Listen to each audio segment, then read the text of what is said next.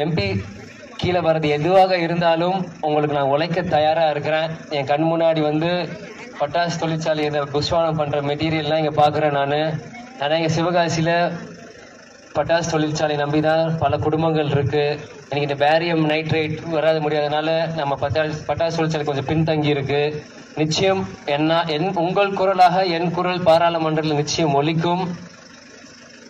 ஏன் இதை சொல்றேன்னா, துளசி கூட வாசம் மாறும், ஆனா தவசி புள்ள வார்த்தை மாற மாட்டேன். மக்களுக்காக சொன்னதுதான் கண்டிப்பாக செய்வோம்.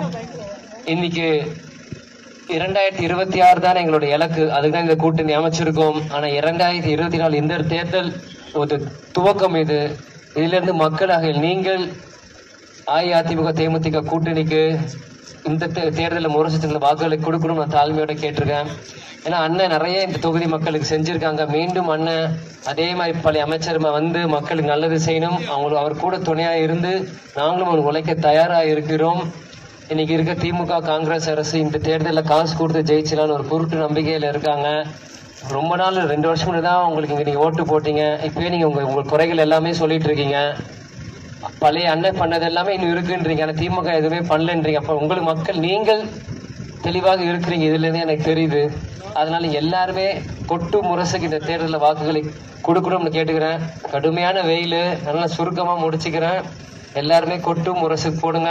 உங்க வீட்டு மகனா, உங்க வீட்டு பிள்ளையா நான் உங்களுக்கு உழைக்க தயாரா இருக்கிறேன். ஏப்ரல் 19 4வது பட்டன் முரசு எல்லாரும் வாக்குகளை கொடுக்கணும் நான் தலைமையோட கேட்டுக்கிறேன். விடைபெறுகிறேன். நன்றி, வணக்கம்.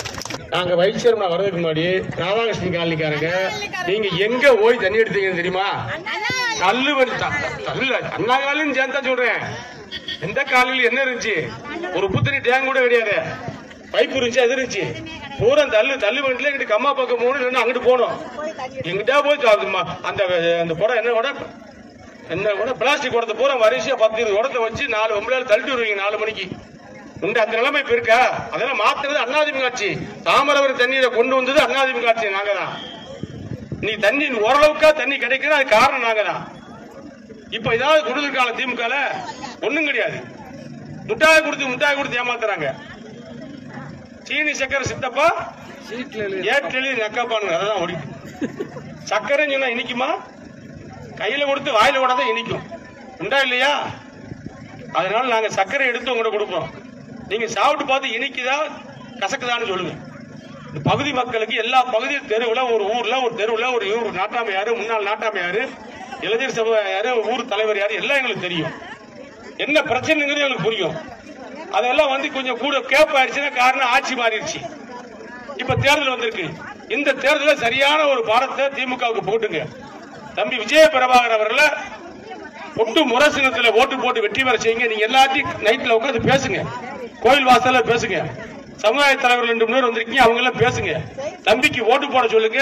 இங்க நாங்க தான் பொறுப்பா பாத்துக்கிற போறோம். தம்பி வீடு வீடா வந்து நன்றி சொல்ல வரும்போது ஒரு 4 வார்டுக்கு ஒரு நாள் தான் வர போறோம். இப்படி ஒட்டுமொத்தம் சுத்த முடியாது.